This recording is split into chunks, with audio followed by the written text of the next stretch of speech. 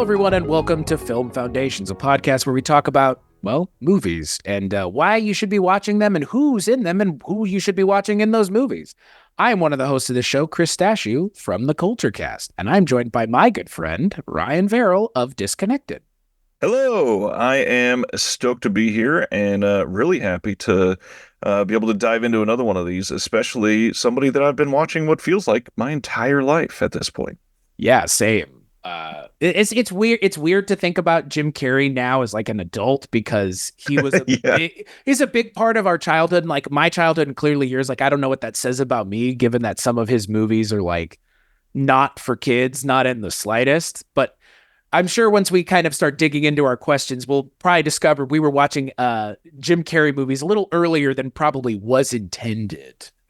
yeah, I would agree with that. And the funny part is looking back on some of these as I was going through our questions, uh, I had the same thought. I was thinking like back then, these were viewed as kind of risque, but looking at what we've seen comedy develop into since the early 90s, a lot of his stuff just feels kind of wholesome at this point. Yeah, I mean it's still kind of some of the stuff is kind of sexualized, but like Oh yeah, I think that yeah, for the most part, like Jim Carrey, he comes off more now for me as like a not family comedian, but someone who's definitely more approachable for everyone, less like I'm just for the adults, like which is fine. right. Like there's literally nothing wrong with that. I mean, know your audience and play to it like 100%. But at the same time, yeah, it does feel a little quaint now, I guess. I mean, it makes sense given what he's been doing recently and what he claims he's not doing. He's going to be done with. I mean, he's said more or less like this. I think he said like the Sonic the Hedgehog stuff is like his last thing. So, which I mean, again, I don't believe. I don't know how I feel about that because a lot of people always say those like I'm done, and then they're Right. not done. Like how many times has Soderbergh said he's done? I love that somebody pointed out Soderbergh claimed that he retired, and since then he's had enough movies to do like a 14-hour marathon or something. Yeah. It's like, I bet since he said he was going to retire, he's made more movies than Tarantino said he would retire after. So, Touche. right. I'm going to retire after 8 movies. Soderbergh has made 8 more movies since you said I'm retiring after my 8th movie. But what's really funny is we were kind of figuring out what we wanted to do for this episode, who we wanted to talk about. And Jim Carrey just kind of came up naturally. I don't think, right? Like it kind of came up and then we backed off of it, and then it came up again and we backed off of it, and then it came Yeah. up a third time and we were like, well, I mean, this kind of feels like the thing we should be talking about. Yeah, the way that we break down some of these so far is just based on when it's the two of us at least, who doesn't have a massive filmography. And funny enough, Jim Carrey kind of does have a pretty wide filmography, but it's not varied or time-wise deep enough where it feels like it's unapproachable. And so for the two of us, I think this is a really good starting point, which is kind of the basis of the entire show. Yeah. No, and it is like this show is about giving you, the listener, if you have not, exposure to this person or this director or this genre, but also at the same time, not only giving you exposure to it through our conversation, but also a direction to go if you're interested in actually going on that journey. And hey, I will say it out front, right in front of this, before we even get into it. Jim Carrey is not for everybody. I actually Right. know plenty of people that are not at all enamored with his comedy stylings at all. And again, it's comedy, so it's very subjective, and I completely understand. It's, action movies, like most action movies can satisfy most people, but comedy is just very subjective. And you're either going to be into it or you're not. And like I said, I know plenty of people that are like, Jim Carrey, nothing, don't care. And it's like, Right. okay, like I can't argue with that. I can say like, that's unfortunate that you're being so kind of fatalistic about it, and maybe check out some of the things that we're going to talk about.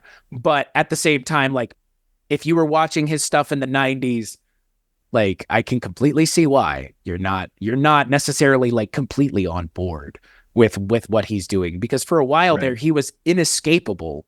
In the 90s, I mean there were few comedians bigger in the late 80s, early 90s than Jim Carrey. Like he was the guy in the 90s. Yeah, we're going to talk about this in a little bit, but it's not even few comedians. I don't think anybody else touched what he was doing for a couple years there, at least from about 94 to 96. And um, Yeah.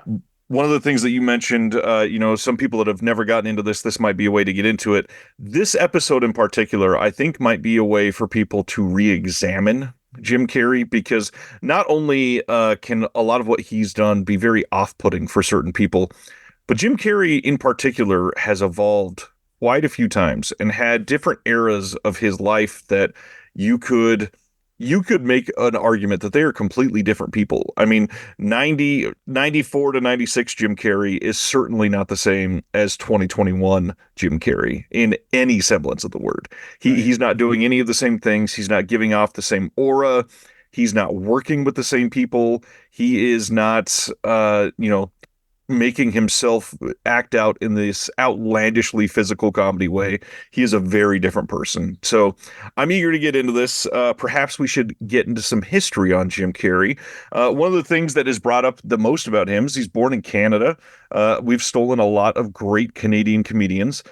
He was born in 1962, and the biggest thing is, yeah, he's known for comedy, over the top physical comedy that involves falling down, that involves Mugging, overacting, well, mugging, the mugging like mugging, crazy. the constant mugging. I mean, he was called the man with the plastic face at one point, right? Like, or the rubber face. Is that what it is? Yep, Like that's well earned with Jim Carrey. very much so. And I love one of the biggest moments for me is the gag reel specifically for Liar Liar was big for a couple years. And there's a point where they are arguing in court, and one of the ladies screams the word overactor at him, and he just breaks because he knows that he's acting just beyond over the top, and it's exactly what he needed to be called out for. Um, he had a handful of small roles in the 80s, kind of a small breakout in the movie Once Bitten in 85, and then appeared in Earth Girls Are Easy in 88. But really, what most of us first saw him as a part of was on In Living Color. He had a vice grip on America with that show. Especially Fire Marshal Bill, which I mean Yep. is still one of the great characters, and like it's such a great physical performance. I mean, again, if you're not familiar with Fire Marshal Bill, it is Jim Carrey dressed up as a man who has been burned. But he's like Smokey the Bear. He's like trying to tell you why you shouldn't play with fire, but in most of the sketches he starts dismembering himself and like harming himself in the process. There's one where he's in a doctor's office where by the end of it he's literally just a head. Like everything else has been like he's been blown up to the point where it's just a head on the ground talking and laughing. So like that's what I think of when I think of Jim Carrey. Like early on I think of this like person that is like able to really be like the linchpin in Living Color, right? Like for me at least, like Yeah. when I go back and like, to prepare for this episode, I went back and watched a lot of episodes, and um he's like one of the only white people on that show. It's Yes. awesome though. Like it's awesome. Like it's awesome because it feels like an acknowledgement of his abilities by Right. people like way ahead of time.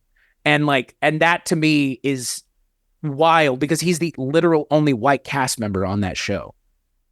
And it's Yeah. fucking crazy because like he ends up standing out a lot. Like, and he ends up like upstaging a lot of people in some of the sketches because he is just so goddamn funny. Yeah, he had quite a few memorable sketches in this Fire Marshal Bill, easily the most famous one. And honestly, In Living Color needs a good reassessment as well. There's a lot of stuff that happened on that show that were well done and appraised in the time, but honestly, well ahead of time comedy wise of what we were seeing at that period of the 90s. So yeah, in Living Color, if you haven't watched In Living Color in a long time, get back and watch it. There are other good sketch shows besides Saturday Night Live, and it's kind of sad that Saturday Night Live looms so large over the rest of the market. Yeah, well, and I mean, what's funny is, Jim Carrey kind of recently was doing SNL Yeah. as Joe Biden of all things, which just okay, sure. I mean, why not? I mean, he did it for 6 episodes in 2020, which, Yeah. the less we say about 2020, the year, the better. But I do remember that, like, but it did just make me think like, man, I just wish In Living Color was still a thing. Like, it's too bad. I mean, I'm glad. I mean, in a lot of ways, I'm glad it's not because of what SNL has kind of also become in a lot of ways. But at the same time, like, it's a shame because In Living Color really was something special for sure. At least Right. it feels like to me. The SNL period is back in that special time when Alec Baldwin hadn't accidentally killed somebody. God, Uh, boy, remember that? That's a weird thing that happened. Was that 2021 or 2022 where that happened? That was wild, man. yeah, I think it was 2021. Yeah. Yeah. When we do our Alec Baldwin episode, boy, we'll be having a fucking field day there. We'll go from Miami Blues to New Mexico. Yeah, God. Hey, it's a movie that we may never even get to see. Isn't that even worse, frankly? Yeah. Yeah. I mean, we get to watch The Crow, and who knows why we don't That's get to see that. that's true. That's true. But I do think it's funny when we talk about Jim Carrey, this just idea of, like you said, he has eras of his career. And then he also has just like really weird outlier things that I think Oh, yeah. yeah, that I think I'm probably the most excited to talk about because like his fun stuff is fun, but his weird stuff is like it's weird. Well, let's get into it then. We will start with our first question, which is always going to be, what is the best entry point for this individual? And for Jim Carrey, I'm very curious to see what we both say because I personally I already have two things listed for this because it depends really if you want to give somebody a comedy or what is not a comedy because he's done a lot of stuff that even not necessarily like full on dramatized films, but stuff that he's not there to play the same type of comedy that he has for the rest of his career. So let's break into it. What's your entry point, my friend? So I have two, similarly to you, clearly. For me, if we're talking comedy, I personally resonate with this character probably more than any of the other characters that he's played. And again, I just bought a t-shirt at Target that I'm going to reverse tie-dye with this character on it. It's one of those like retro style shirts. I love Ace Ventura, and I think it's definitely like if you want to get like a full blast of Jim Carrey in the 90s, like Ace Ventura is it. Like it is it and like in a lot of ways it's it, and it was also it for a lot of people that they were never going to watch Jim Carrey based on the previews for Right. that movie, seeing that character and just being kind of put off by that character. And look, I mean, the character is meant to be annoying, but the character is also hilarious because he is annoying, and that's the point. Again, at least I find it to be that way. I completely understand if someone else goes, "No, you're wrong, Chris." Like, okay, fine. Like, I will concede that we have differing opinions about Jim Carrey's comedy stylings. And for me, the other option, and I think that this is it's a comedic role in a way, but I also think it's like might be for me Jim Carrey's like it's like his magnum opus. It's like I think it's like the magnum opus of his career. It's the thing that he'll be remembered for. I think by more people the How the Grinch Stole Christmas I think is a genuine it is his magnum opus, man. I'm not even I did joking. not see that coming. Yeah, I know you didn't. I don't know what you thought I was going to say. Probably some Michelle Gondry movie. um, but I'm telling you, like the amount of time that he even had to put into getting into that suit and the amount of time and effort Right. that it's like everything about that should not have worked. And yet there is something so shockingly endearing about that movie that it is not only a like modern Christmas classic, but I would go as far as to say the fact that Jim Carrey wasn't nominated for an Oscar that year for that role is kind of surprising to me. I'm being dead serious. You didn't think I I'm get it. fucking... but you get No, it, right? Like yeah. it's like Johnny Depp in Pirates of the Caribbean. Like that movie would have been good without him, but because he has that performance, it's not only a great performance, but the movie benefits from it. I mean, just like The Dark Knight with Heath Ledger. And I see How the Grinch Stole Christmas the same way. Like the amount of time and effort spent just to get into the suit and then figure out a way to make that suit feel like he disappears into the character is what I'm getting at. Yep. And it's a fully realized character who by the end of the movie, you've gone on a journey with this character because it is about the Grinch, that entire movie is. And you stay with Jim Carrey most of the movie. And it's just, I forget that it's him. That's how good it is. I just feel like there's a real thing on screen. That's how good it. And look, I'm not even a big fan of Ron Howard either. And that movie benefits from it being directed by someone who has a the touch that Ron Howard does. So it also helps that you have like an amazing director. But The Grinch Stole Christmas for me is like I it's a modern Christmas classic, which for me is like, is that like one of the hardest things to do? Like to be like a modern holiday classic? Like how not a whole lot of movies are in that canon, like Elf, Right. How the Grinch Stole Christmas, Love Actually, maybe but it's like Christmas movies come out every year, and there are not ones every year that come out that are that are canonized into what Of like course. National Lampoon's Vacation and everything else is. So yeah, that's those are my two answers. What about you, Ryan? I'm so curious because you thought I was going to give the answer that you gave. And then I Uh, floored you to the point where I think you thought I was joking and you like didn't react immediately. And I was like, is he okay? Is he frozen? yeah, I felt frozen for a moment. I will definitely agree with that. So both of these I don't inherently agree with. I will happily discuss. First off, Ace Ventura is amazing. I'm never going to take away from that. Also, incredible sequel. Didn't mention that at I all. I didn't mention it. There's a reason I haven't mentioned it. But you're right, Ryan. I actually would go as far as to say it may be better than the original movie. I would also argue that it is better than the original movie. But he kind of is Ace Ventura. Like that is what started all of this for him. The Right. iconic like the linorama that you can just do quoting these two movies can last an entire lifetime, and he was able to do both of them. Like that's amazing that one person could encapsulate that much so much. And I think people that are maybe of a younger generation don't understand how much Jim Carrey was America for a couple of years with many of these films. And we're going to talk about that when we get back to the biggest impact on pop culture. But Ace Ventura primarily was everywhere. This was referenced on TV of stuff that's not related to comedy. This was quoted in speeches. This was quoted and acted out in playgrounds across the entire country at every elementary school. It's wild how many people you could get that just loved this movie like universally. It is incredible. Unfortunately, a lot of people are also super turned off by his garish, over the top craziness in Ace Ventura, which, again, like you said, I totally get. Yeah. So, like I said, I made two picks, and one of them was comedy, one of them is not as comedic, but the one that's comedy, this is going to sound like a very safe pick, and I'm acknowledging that. But I also think it's one that's slightly overlooked. 2008's Yes Man with Zoe Deschanel is a really good entry comedy point for him because he's held back from the craziness, but he's still very funny. And this is a surprisingly good movie. This could have been like a really nothing romantic comedy that had absolutely nothing to remember about it. But overall, this movie is decent. It It's a is good far movie. I honestly see this being more universally loved than a lot of the stuff where he was the complete capital J, capital C Jim Carrey of the Right. 90s.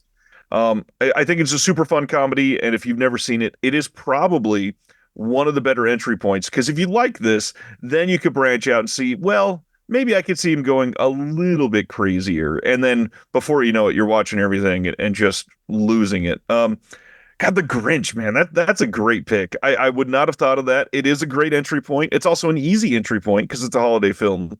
But the other one that I went with is 1998's The Truman Show. And when you say magnum opus, I think this is Jim Carrey's magnum opus. I think this is his best film by a long shot. I think it's a borderline. I would almost like argue that this is top 50 movies of all time, like for anybody. This movie is philosophical in ways that people that love movies try not to think about sometimes because of consumption. This is done in a way that is thought out for every single scene. This has some incredible cast members in it that are not a part of as many things as they should be. I mean, this movie is just mind blowing. And when you're looking at dramatic films that he has done, this isn't as crazy as the number 23. This isn't as bonkers as some of the other stuff that he's done. This isn't super subversive necessarily. It is fairly across the board, surface level, easy to watch as a good entry point. But the cast around him is supporting him in so many ways, not only in our movie of The Truman Show, but in the in-universe show of The Truman Show. And everything is supported just perfectly across the board. We get an incredible performance from Ed Harris, which it really is not something that gets stated enough as people watch this movie back nowadays, because he's a lot of people look at it as like a small part of this movie, but it's not. He's the in the show director, and that's super important. But obviously, as you're going through this, the biggest thing is that Laura Linney is an incredible co-star for him. She's in this movie almost as much as him. Directed like crazy by Peter Weir, really well done. And then the biggest like character actor that I kind of want to throw out there is Peter Krause, who was in 6 Feet Under, gives a really nice understated performance in this. Love him and everything that he does. But yeah, The Truman Show. I think that if you're looking for something that's not a comedy, this is probably the best starting point for the rest of his filmography. I'm kind of surprised you didn't mention Man on the Moon. I thought that's what you were. I mean, that's I think when you said safe, I was like, oh, there are two safe choices here. Man on the Moon's like I'd say that's a little more of a deep cut. Real. That was like, I mean, that was the role, right? Like that's the role that got him that was the role that got him the Oscar nod, right? It's what showed that he could actually act and not just be silly. Right. Which, I mean, again, if that's what people thought, like, fine. Well, I mean, the Man on the Moon stuff is wild, and then the documentary that came out after is equally as nuts. Yeah. Oh my God. I honestly forgot about that documentary. That documentary is fucking is wild. Yeah. I don't know what to think about that documentary, because like I think, and this is something we haven't mentioned, and I want to mention it now. Jim Carrey seems like a genuinely interesting guy. Like an interest, like he seems really I can't tell if he's really in tune or what the deal is, or if he's just pretending to be in tune, but he seems really in tune with the world, as it were, in like a galaxy brain way. And I don't know how or why, and I don't pretend to, but it does, right? Like something about Jim Carrey just seems a little bit bigger, as it were. Yeah, he's the type of person that you look at and you call them an actual artist. I think more so than somebody that's just being funny, silly comedy boy. And obviously he's evolved that because he's painting now. He's had a hand in a lot of the stuff that he's done later in life. Like, I don't know if this is going to be mentioned later, but maybe an interesting thing to bring up right now is he was in Kick-Ass, which he played a pretty crazy role in the sequel. And as it got marketed and everything came out, and the whole school shooting situation that's a common everyday problem in America, he came out and basically said, I'm ashamed that I was a part of this movie and I don't even want to see it released anymore. So Kick-Ass 2 is a really interesting blip on his career, because he did a real quick about face on that. Yeah, I do remember that. Jim Carrey's personal life is he's an interesting guy. Let's just put it that way. Just put it that way. And he wrote a book in 2020 as well, Memoirs and Misinformation, which is like a memoir novel about a fictionalized version of himself. So I have had it on Audible for a couple months now, and I've been waiting to listen to it because it's narrated by Jeff Daniels, which wow, right, like, so that's why I was like, oh man, like Jim Carrey's weirdo memoir thing that's narrated by Jeff Daniels, like, you signed me up. That sounds amazing. I've heard it's good. I haven't. I know nothing else, but it was just, we don't talk about those kinds of things. But you just mentioned the idea that he's an artist, and I think that that's, again, if you're an artist, you're kind of branching into multiple mediums, including for sure text. So. Well, speaking of those, we've already started to mention some of the deeper cuts. So what, in your opinion, is a good deep cut for somebody that is either branching out for Jim Carrey or just getting into Jim Carrey? And maybe, it's not a great starting point, but a decent follow-up or something to expand on. So I'm going to be boring now and bring something up that we already brought up, which is Ace Ventura: When Nature Calls.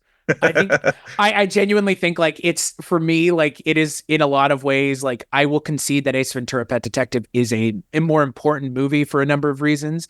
But I think for me, Ace Ventura: When Nature Calls is the movie I gravitate towards more. I have the soundtrack for the movie on vinyl, for fuck's sake. Um, I absolutely love the movie. I love that there's like a cliffhanger ripoff at the beginning of the movie, which I didn't even realize because I hadn't seen Cliffhanger until an adult, so I didn't know what it was until I saw Right. Cliffhanger much later. But it's much more the like this is the thing that they talk about in the first movie. We're finally getting to see it, where it's all about the animals and he's out in nature with the animals, and like it totally works. Like it totally works. I think it's a lot more of a toned down version of the character. It's a much more like kid friendly version of the character. The second movie is versus the first one. And I mean, again, I think it's still that like silly fun, but not as abrasive as the first movie, which and I also don't think that anybody is like sitting and going, "Oh, the second movie is so good." Like I think people like the second movie, but I don't hear people mentioning it the same way they mention so many other things. Um, yeah, and then I also then I think about like, well, what would be the like, I don't know, I had two answers for this, and I don't. It's not fair to mention both of them because one of them might be yours, but it's one of these things where like you mentioned, like if I didn't want someone to watch Ace Ventura, like what would I want them to watch otherwise? It would be Me, Myself, and Irene. Because like it's like that kind of comedy for Jim Carrey.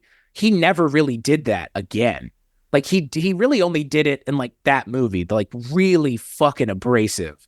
And he is really abrasive in that movie. And he really never got there again in his career. Like he never went full on the way he did in that movie. And so, because you kind of mentioned like what would be a thing to watch where he's different, that would be, I think that's Yeah. probably my better answer, even than Ace Ventura: When Nature Calls, because we had kind of already mentioned it. Me, Myself, and Irene, he is a very different comedic actor in that movie. And he does two roles in that movie effectively. Yeah. It's a movie that like I think about often because like it's a really fun movie, but it is also like the character that he plays in that movie is a real piece of shit. Like so that's my answer. I got to it, but Me, Myself, and Irene. That is a solid choice. I think Me, Myself, and Irene falls into this weird oblique bucket that is only containing Me, Myself, and Irene and The Cable Guy. I think both of those movies are really Yeah. great Okay. Sure. subversive choices that really Yeah. go together in his career.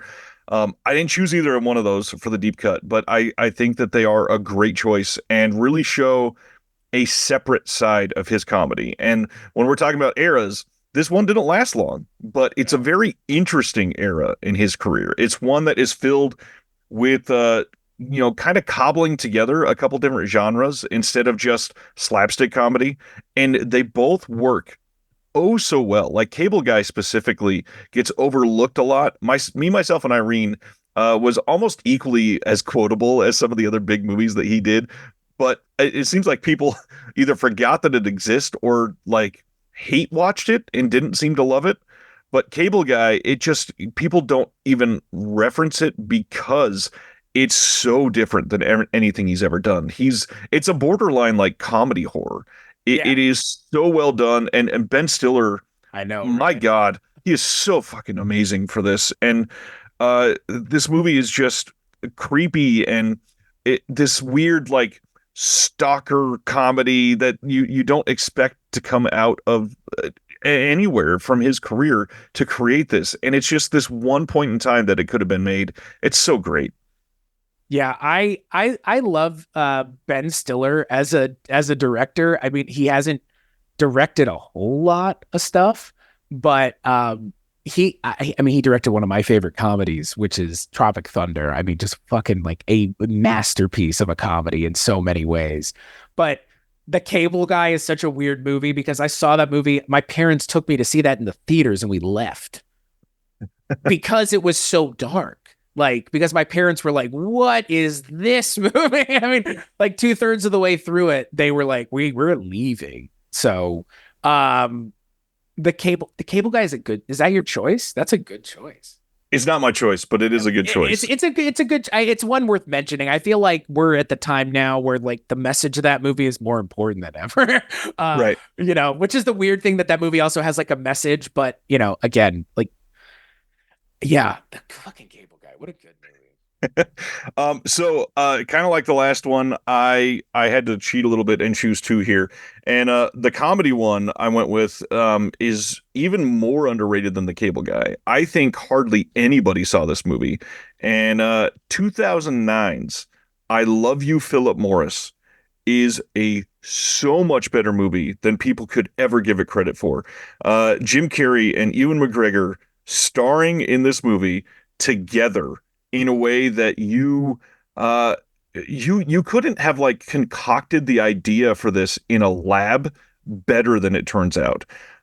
Essentially, this movie is about a cop who turns into like a con man because he comes out of the closet and goes to prison, and he meets somebody, and they are working to be together, and it's this interesting, like, very subversive idea with a nice cast. I mean, Leslie Mann is great in this movie as well, and I think people just plain didn't go out to see this movie. It was that era in his career, like Yes Man, where he was doing things that felt safe but interesting in an odd way, and people were just turned away from him because he wasn't doing the slapstick of 1995 anymore.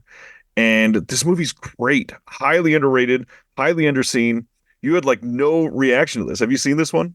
I haven't. I have not. I haven't seen it. That's the thing. Like it's one of the few things that I haven't seen. I know about it, and I know that it's good. I've heard other people kind of like mention it in passing, but yeah, I haven't heard of it. I haven't seen it. So that's why it's a blind spot for me personally. I think like you just Yeah. mentioned, like there was a time there where I just wasn't watching stuff that he was in. You Yep. know, this Horton Hears a Who, Mr. Popper's Penguins, you Fun know, with Dick and Jane, which is also really good. yeah, like that around that time I was like, I'm just kind of like watching other things. I'm into other comedic stuff. I'm pretty sure I saw Fun with Right. Dick and Jane in theaters. I just couldn't tell you anything other than it's Jim Carrey and Tay Leone. Yeah. And it's a remake of a film from like what, the 60s, like Yeah. 50s or 60s. So, or I guess no, 77. So I mean, okay, like again, like I saw it, but I couldn't tell you anything about it. It's him playing like a normal human being though in that movie. Very much so. And it was like the tail end of, there are a couple scenes that are slapsticky, but it's very much I think Fun with Dick and Jane is the start of the period where people were not watching. It was like 2006 to 2011. People just forgot he existed. Yeah. That was all after that Lemony Snicket stuff, man. Yep. He played Count Olaf. Exactly. So my other deep cut, which is going to be funny to describe it as a deep cut because a lot of people in our circles, everybody's seen this. This is such a big deal for a lot of people. And you already mentioned Michel Gondry, so I got to say, Eternal Sunshine of the Spotless Mind. If you've never seen this movie, I think this is his deep cut dramatic film. And this movie is another masterpiece in his career. I think that he's got about six or seven that I could argue are borderline perfect movies, and this is up there for me. I do think that Truman Show is a slightly better movie, but this one is so much deeper than you expect some of his stuff to be. And it's not one of the movies like the other one that I made fun of a moment ago, like the number 23, where it's trying so hard to be deep.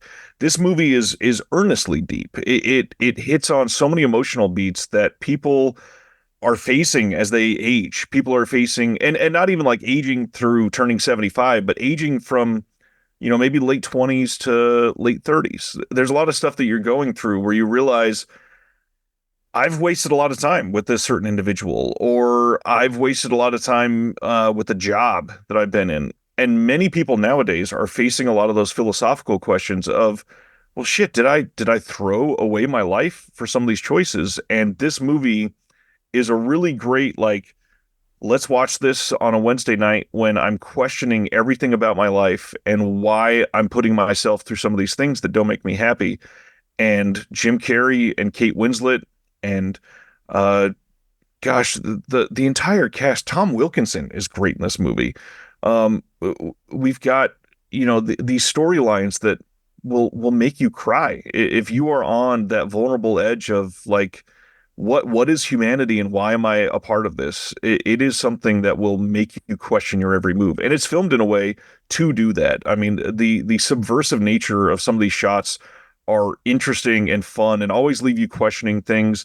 The hard part for some people is it is maybe a little too subversive. There's some of these scenes that kind of It they is fuck with the Charlie Kaufman. exactly. They fuck with the continuity on purpose because of Charlie Kaufman's style, and it can that I understand can be a little off-putting, which is why I put it as a deep cut here. But I mean, just Kate Winslet and Jim Carrey alone bring so much charm and like emotional truth to this movie that I can't help but fall in love with it. And I didn't even mention like Kirsten Dunst is incredible in this. Um, we've got what's his nuts that I always make fun of. The other supporting actor, I'm sure you know who I'm talking about. Why can I not think of his Mark name? Ruffalo? No, Mark Ruffalo's decent. Oh, Elijah. You're talking about Elijah Wood? Elijah Wood, yeah. I Elijah was Wood like, is weird in this movie, but it's decent. I mean, even David Cross is in this movie. yeah. Like this whole cast is fun and great, but it's nothing like the rest of his filmography. No, well, yeah. I would say the closest thing is Man in the Moon. Again, it's like Yes. it's the X it's still somewhat, Man on the Moon kind of checks a certain box in one way, but checks a different box that you're not expecting it to.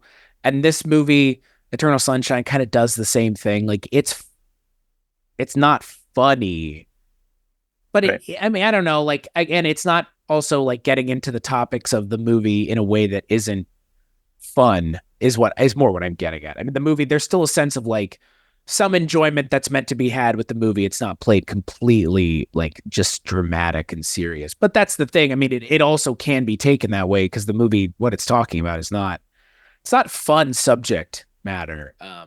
Like it's a movie that I was recently thinking like, oh, I should throw this movie on. I was like, I should not throw this movie on, for a number of reasons. Because again, I mean, it is like there's a lot of it that if you're at a time in your life where you're having those kinds of questions and thoughts, just even at the forefront of your mind or in your mind at all, it's like this movie is going to it's going to probably give you a misty moment Yep. in the presence of whoever you're watching the movie with, probably a significant other or by yourself just crying in your room, which can also happen. No, I love Eternal Sunshine. But it's a rough movie to watch. Like unless you're watching it with your significant other and like that's the point. But like, again, like I don't know. And I think the way the movie ends also I think is weird now in retrospect. Yeah. Right? Because what I don't know, like that the reason I didn't pick it is as much as I love the movie, the ending is kind of odd. Because the ending of the movie it kind of undoes the entire movie in a way. And I've never been able to really square that away with how much I like the movie because the last couple minutes of the movie, at least for me, are just kind of like you kind of maybe missed your own point here. I mean, that's typical Charlie Kaufman to a point. Right. But you know what I mean? Like Yeah. you were nodding your head. So like you get it. Like it's just, Yeah. it's that thing. Like there's a weird thing at the end of that movie that a movie, you and I had talked about before we did this, like what were we going to do? And we talked about Jason Segel and we talked about Forgetting Sarah Marshall. Eternal Sunshine of the Spotless Mind. Forgetting Sarah Marshall has the ending that Eternal Sunshine of the Spotless Mind wishes it had, which is it Yep. stays true to itself all the way through. And that's the point. And that was the reason I didn't pick it. It's because like it just off put every time I watch it, I'm a little off put by the ending. So that's a personal me thing, but I will concede like it's great. And then the TV show that he did with Michelle Gondry is equally fantastic as well. Yes. Yes. Okay, so we've gone through our first two questions, and now I think this might be the most interesting part of the conversation today. The biggest impact Jim Carrey has had on pop culture. I cannot wait to hear what you have to say about this one. I I think for me, Jim Carrey's I think his impact on pop culture is just I don't know, like for me and for a lot of people my age, I think he's like the comedian for a lot of us growing up. And I think that like what he did and the comedic styling that he was doing with the emoting of his face in such a way where it was all about having the camera on this guy's face constantly. Yep. It like beat his face into your mind in a way that like there I mean again like we mentioned the mugging. It's I don't I just think for me what Jim Carrey did is he created this idea that a comedian could make $1 million as a movie star, and like that comedians can be movie stars, like big time movie stars. And I think that that's his biggest impact on pop culture is like legitimizing comedians as like big time actors that are worth paying a lot of money because people are going to line up to watch their movie because he's in it. And in the 90s, that's what was happening. People went and saw The Mask because it was Jim Carrey. That has nothing to do with the comic book. Neither one of us have Right. mentioned The Mask yet because The Mask movie is fine, but The Mask as an adaptation of the comic book is awful because the comic book is gory and gross and over the top in a way that like it should be remade if somebody's looking for a fucking cheap idea that nobody's done. Um, the Mask is a good Jim Carrey movie. It is a bad adaptation of the comic book, but they cast him in the movie because he's literally that character. He's the Yep. character of the Mask. I mean, he can play Stanley Ipkiss just fine. I mean, but the character of the Mask is what everybody wanted from Jim Carrey. It's his most unhinged role outside of the Cable Guy, which is unhinged for a different reason. Like the Mask, and then you could go as far as to say the Mask was an audition for the Riddler. But Oh, those for are sure. but the Riddler, I mean, the Riddler is that role where it's just like this motherfucker has gone off the reservation completely. And that role is like that and the Mask are just like that's Jim Carrey at like a 110%. And for me, like I know that that was the thing that turned so many people off to him, but that was also the thing that made him the guy that was making the buku fucking bucks, where they were Right. like, we're going to cast you in Batman Forever at the comedian as a villain who could not have any physical presence with Batman. Like no way Batman is not going to just beat this guy's ass. I mean, Jim Carrey's 6'2", but he's not physically intimidating is my point, but he's Right. cast in that movie because he's Jim Carrey. And that is like all you need to know because that was the biggest movie the year it came out. And Jim Carrey was part of the reason it was a big deal because he was a big deal. And he's not a big deal anymore, but you know who is? A ton of other comedians who are now working in the industry. I mean, so many comedians owe a debt of gratitude to Jim Carrey to being the guy who they were like, we're going to give this guy an actual budget for a movie, a big movie that is his thing, and he killed it. And that for me is his impact is legitimizing comedy in the 90s, which I think gave us so many of like the 2000s and 2010s like comedies that have like Steve Carell or other people that were just comedians on TV and now they're, Yep. Steve Carell, like who's like beloved by everybody now because of, Despicable Me and blah blah blah blah blah. Just like Jim Carrey. Just like Yep. Jim Carrey. So funny enough, we kind of came to the same answer, but in an interesting way. Because my answer for the biggest impact of pop culture is simply Jim Carrey's 1994.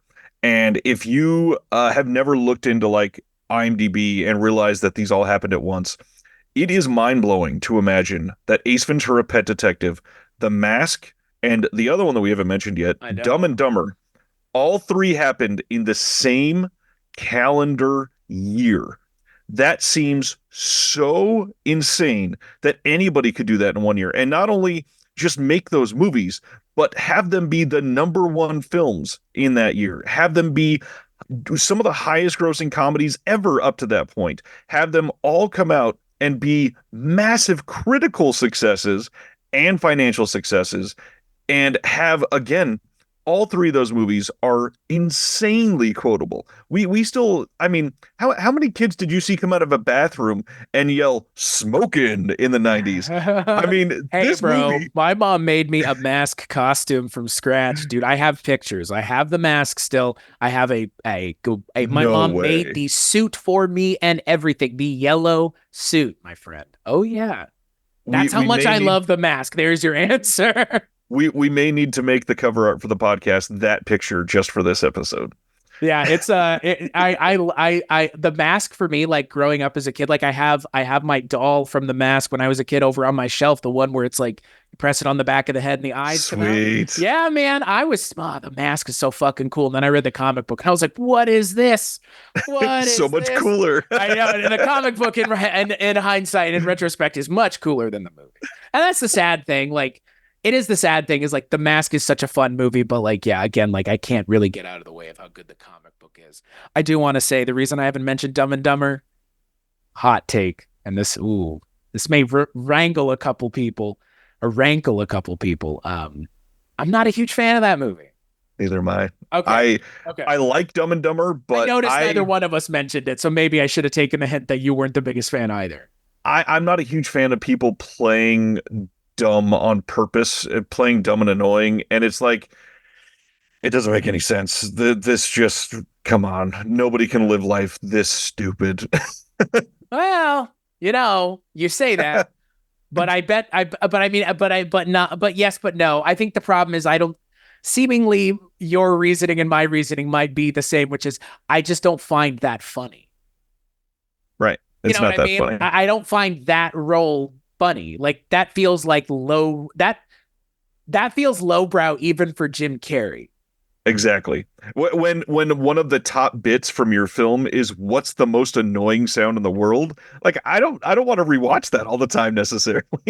Yeah, yeah. Poor Mike Starr, huh?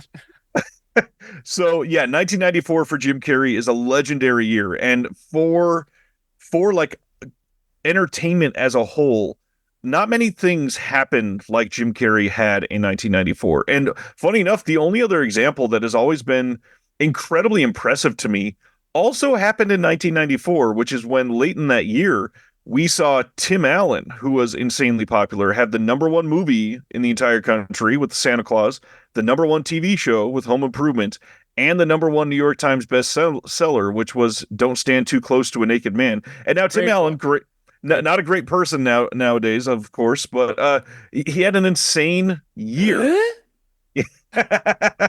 in 1994. He and Jim Carrey alone could draw literal millions. The people that they themselves had a fan base for, and funny enough, they're very similar. A lot of their stuff is slapstick, over the top. Uh, Tim Allen was a little more like middle America type, and Jim Oh yeah. Carrey was a little more over the top, like comic book style, at least.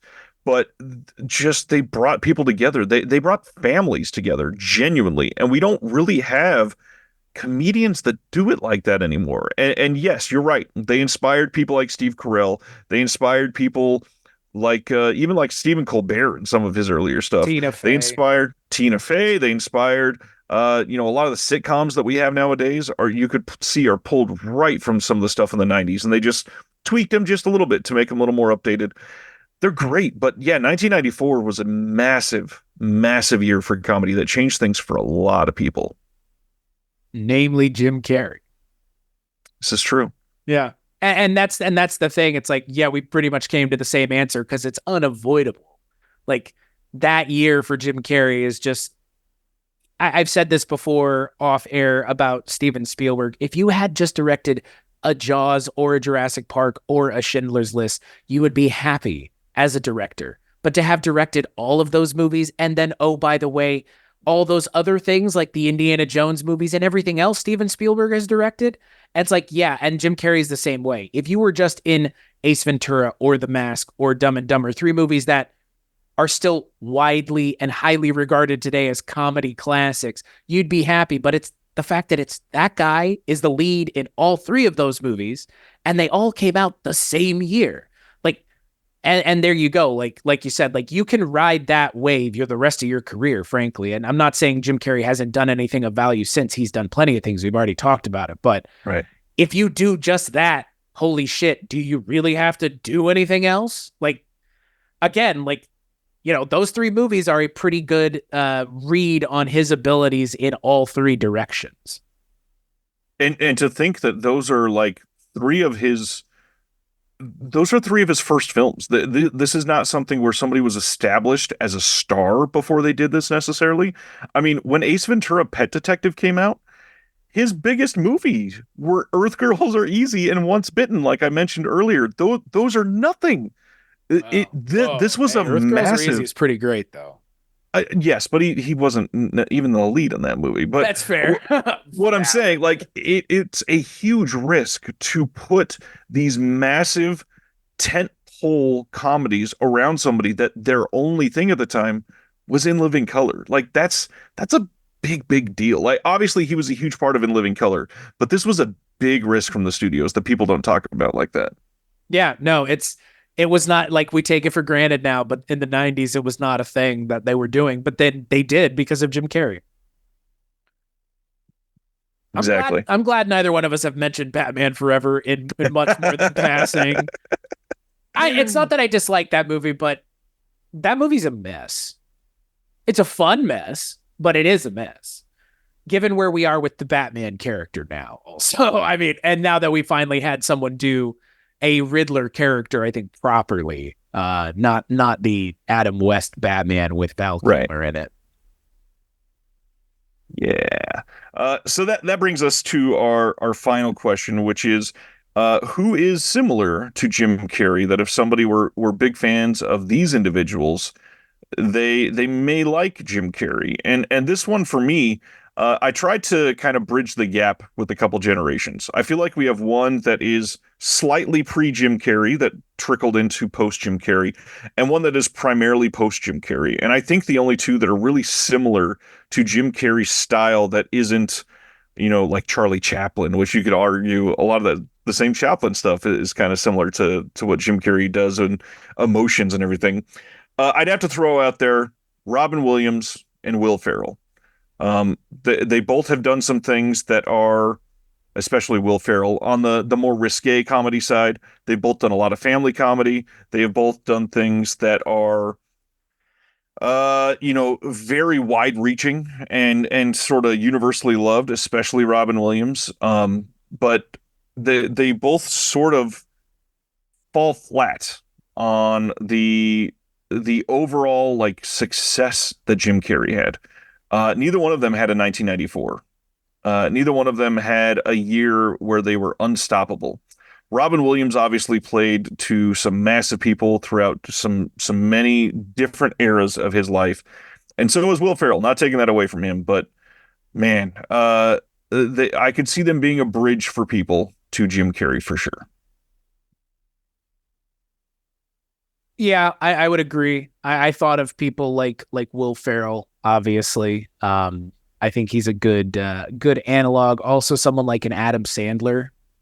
Um, I think Sandler's different in what he does, but I think you could apply similar ideas and concepts to Adam Sandler in terms of what his career has been, how he's been able to kind of move between adult comedies, family comedies, teenager comedies, and also dramatic roles, which I mean Jim Carrey has been able to do, and Robin Williams I think did somewhat. I mean, your mileage will vary with any of these actors, these That's true. comedians as dramatic actors. I think just just based on the fact alone that it's again like comedians as dramatic actors is just it's hard. It's Yep. it's hard to see it, and some actors, some comedic actors just don't have it, and that's okay. Like they're making people laugh is just as important as making people cry, if not more important, frankly. So I don't know. I would say like Will Ferrell, Adam Sandler. I mean, you mentioned Robin Williams already. I think those are good analogs. Someone like Ben Stiller kind of like took himself out of the Mhm. running I think, because like he just decided one day I'm just not going to do this anymore is what it feels like, and he hasn't done anything in a while, which is a shame because I'm such a huge. I mean, I'm probably a bigger fan of Ben Stiller than I am of any of these other people we've mentioned because Ben Stiller has as like for me as an adult, he has just as many like big roles that are like that I don't know have made a real big impact on me. Like Right.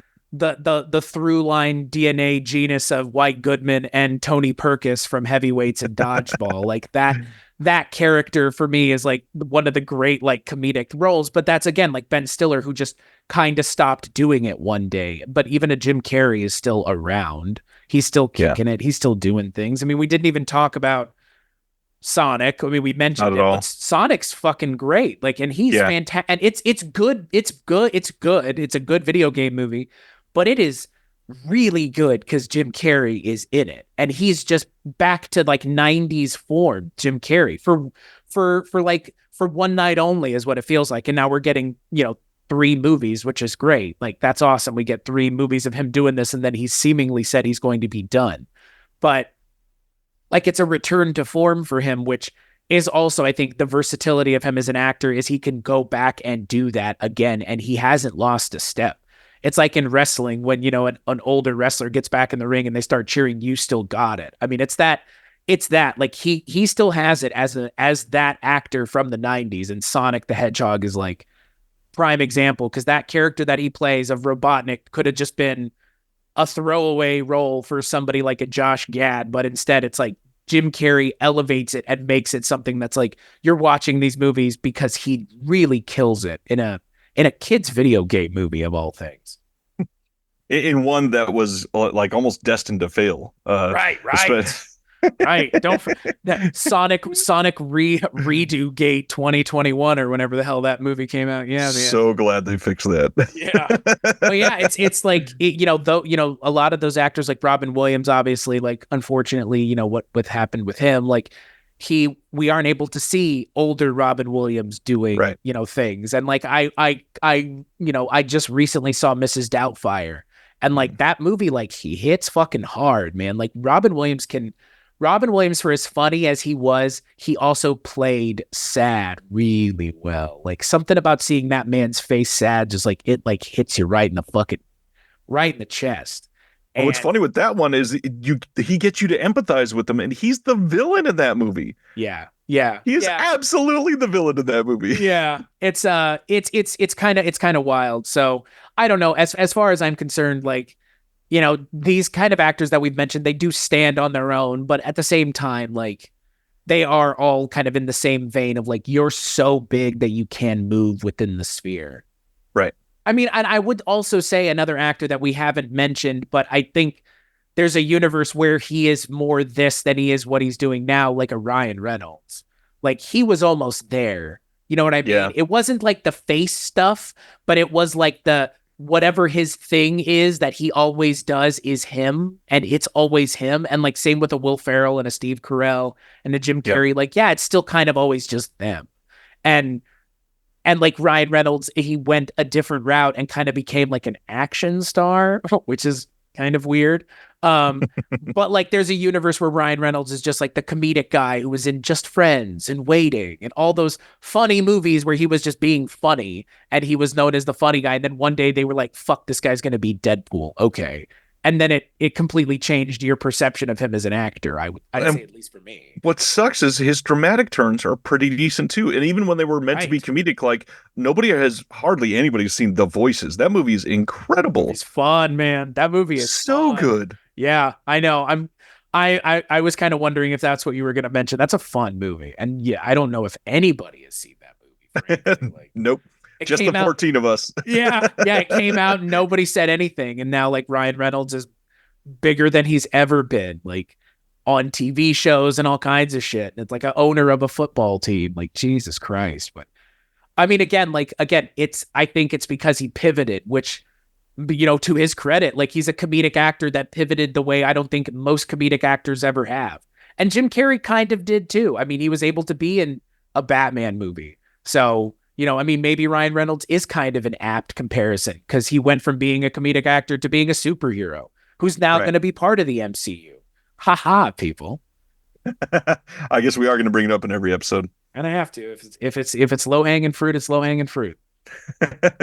Well, I mean, this has been an incredible discussion with somebody like Jim Carrey. There's so many ways that we could have taken this. I mean, there are lots of things that we have not even uh, really begun to touch the surface of what is even fully important for him. Because when you think about Jim Carrey, we've nailed a lot of these, but uh, to mention some other things by name, obviously Sonic the Hedgehog is a big deal. He did a movie called Dark Crimes, which is not good. Do not watch that movie. It's not good, but it is an odd, like, dramatic turn for him. His show Kidding, that movie needs to be mentioned by name because it is so well done. They made a sequel to Dumb and Dumber. Not good. Should not have been made. He played a really funny character in one episode of The Office. He's hardly in it, but I think it's an interesting take on a character for sure. One of the other biggest things that I'm shocked that we didn't mention even once, Bruce Almighty was a huge movie. Huge movie. Yeah. Yeah. I haven't seen it in a really long time. I mean, there are parts of that movie that I definitely think about. Like, I mean, that movie, speaking of Steve Carell, I mean, that whole thing where he's fucking with him on air is just Yeah. some great practical physical comedy between the two of them.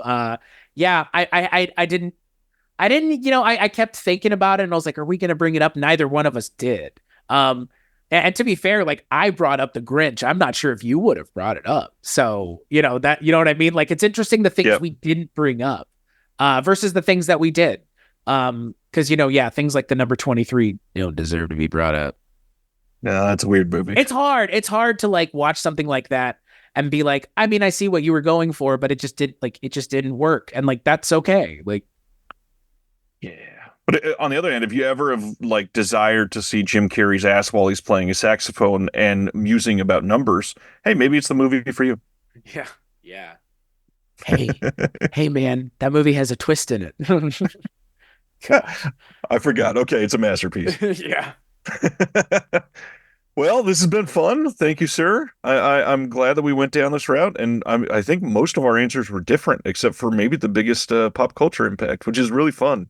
Yeah. Yeah. Again, I don't think that it's not that I don't think there was another option, but I don't think there was another option. If you take a step back and look at the whole thing, Yeah. as opposed to just pieces. So yeah, man, Jim Carrey's fun. There are a lot of other people that we mentioned in this conversation who we could have conversations about that I would be very interested to see what our answers for those things would be if there's any crossover from this. Because like so many of the people that we talked about, it's like, ooh, I would like to do an episode on if somebody wanted to or if we wanted to. But like there are a lot of things that like we mentioned the Jim Carrey stuff, but we, again, like you said, we didn't even go the full the Right. full route because we didn't have to, because the things that we mentioned are important enough that like about it. People still They hit talk hard. about it. There, you can still buy merchandise for this thing at Target in 2023. Is my point. Yeah, that's probably the best way to end this. Buy merch for Jim Carrey movies in Target in Right. 2023 and 2024. Support locally owned businesses named Target, and we'll see you in the next episode Yeah. of Film Foundations.